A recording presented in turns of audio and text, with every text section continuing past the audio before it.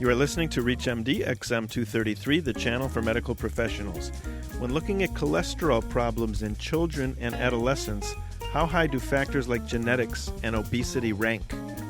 Welcome to the Clinicians Roundtable. I'm your host, Dr. Larry Kaskel. Joining me today is Dr. Mary McGowan, Director of the Cholesterol Treatment Center at Concord Hospital. She is a member of the New Hampshire Childhood Obesity Expert Panel and Assistant Professor of Medicine at University of Massachusetts Medical Center.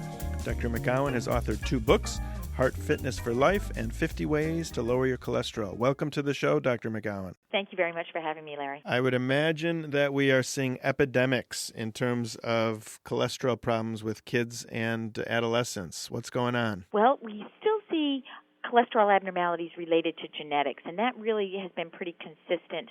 That hasn't changed in my 15-year career in treating dyslipidemias. But what we have seen is a substantial increase in cholesterol abnormalities in children and adolescents associated with lifestyle abnormalities.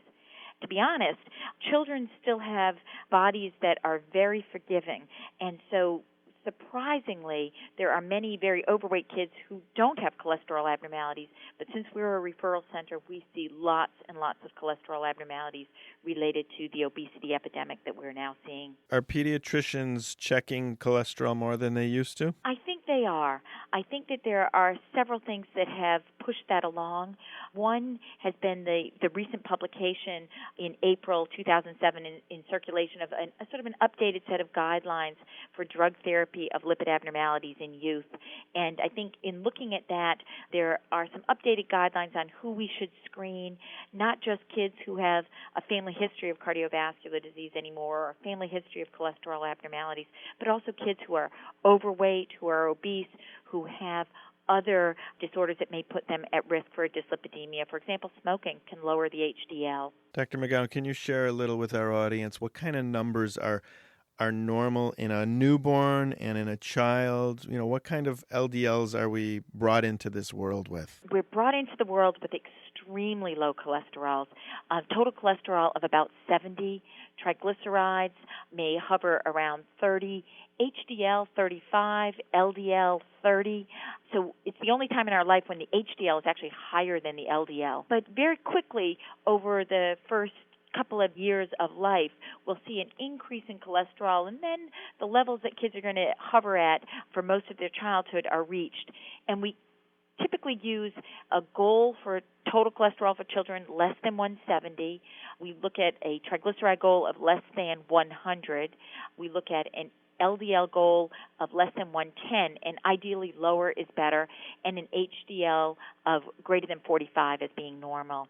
Do the cholesterol levels that we see in kids stay steady, or are they kind of exponentially raising as their waist size increase? They may increase substantially in certain children as they get overweight, but there are particular times in childhood when cholesterol values change.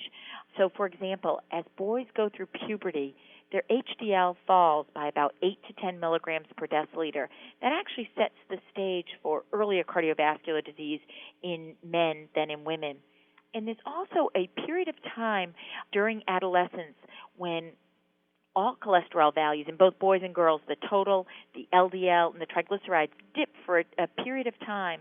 It's kind of a transient period of time, so it may be deceptive. You may see a drop in cholesterol, and you think it's related to lifestyle changes, but in fact, at puberty, for both boys and girls, the LDL and triglycerides may fall, and then it's only boys where the HDL falls substantially at puberty. It never climbs back up.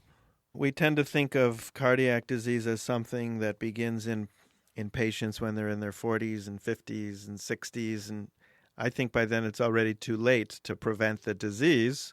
And I was wondering if you could just kind of open our eyes a little bit in terms of that we actually do see cardiac disease beginning in childhood and what kind of proof you have for that. When you think about cardiovascular disease, people seem to think that, when you have your heart attack at 45, that's when you develop it. But, we were actually working on it our whole life.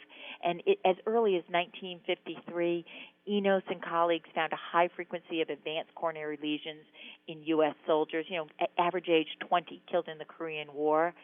Holman and McGill in 58 reported aortic fatty streaks in kids in the United States as early as the age of 3. Strong and McGill in 1962 reported coronary fatty streaks by early adolescence. Ernie Schaefer and colleagues were the first to report in 1984, so actually not that long ago, premature cardiovascular disease in children with familial hypercholesterolemia, in young people with familial hypercholesterolemia.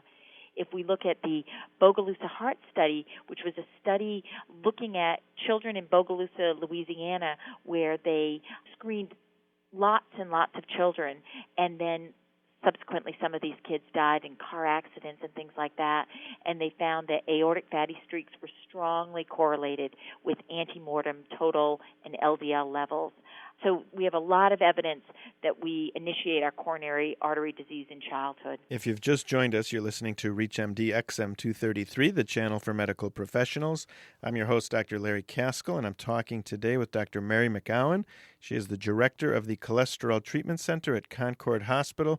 We're talking about the fact that coronary artery disease begins much earlier than you think. Mary, has anybody looked at the other side in terms of, let's say, in the Korean conflict, at the other soldiers from other societies or cultures, if they had the same amount of disease as we did? You know, I don't know the answer to that, but I can tell you that if you look at people that have familial hypercholesterolemia and they are in other societies, they don't have cholesterol values as elevated as we do in the United States. So the same genetic defect, but yet lower lipid levels. So I think that indicates that in the United States, it's not just your genetic predisposition, but it's also the fact that we have pretty poor diets in the United States. When we look at adults, 70% of the adult population is either overweight or obese, and that clearly influences our lipids. What kind of problems are you seeing in the pediatric population? Are there certain diseases that can actually cause elevated cholesterol or lead to early atherosclerosis besides just high cholesterol? We do know that many kids, young women who use birth control pills, may have increased cholesterol levels. There are certain other diseases like diabetes. I'm not talking so much about type 1 diabetics, although they can have dyslipidemias, but type 2 diabetics in childhood can have significant elevations in triglycerides, depressed HDL, and small dense LDL, which is highly atherogenic. Kids who have HIV, who are on protease inhibitors, kids who have lupus tend to have elevated triglycerides. Kids who have had organ transplantations, again, it's related to some of the immunosuppressives that they would use. Interestingly, one group of people that you might not think of, and we tend to see them in the adult population, are kids who have survived certain childhood cancers, for example, Hodgkin's disease. And Hodgkin's disease, even if you try your best, you're still going to get scatter radiation. And if they've gotten XRT, they can have very early atherosclerosis. And for people with Hodgkin's disease that come to us, we use an LDL goal of less than 100 and even lower for those survivors of Hodgkin's disease, because if you look at Hodgkin's, people who survive Hodgkin's will die of cardiac disease. So we have to be aware of those things. That's good to know. I mean, I'm definitely going to have a lower threshold for looking at my patients who have survived Hodgkin's and definitely look for heart disease at an earlier age.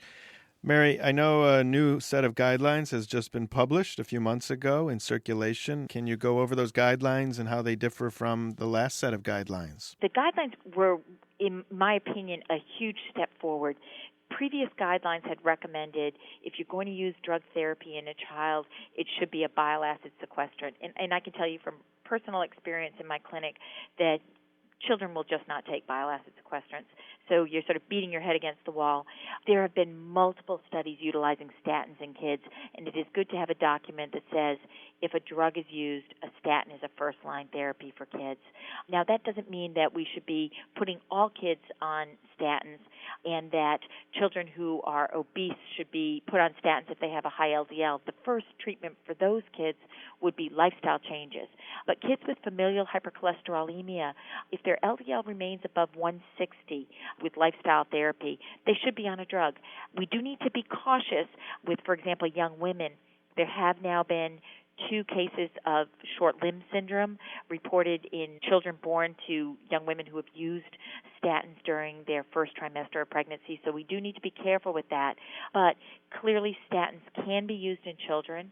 And the other thing that these guidelines suggest is that in addition to a family history of cardiac disease or a family history of dyslipidemia, certain things should trigger a full lipid profile in children. For example, if they're overweight or obese, they should have a full lipid profile. And we use 160 as the target, to start initiating drug therapy if the LDL stays above 160. But there's certain things that may make us initiate drug therapy even earlier.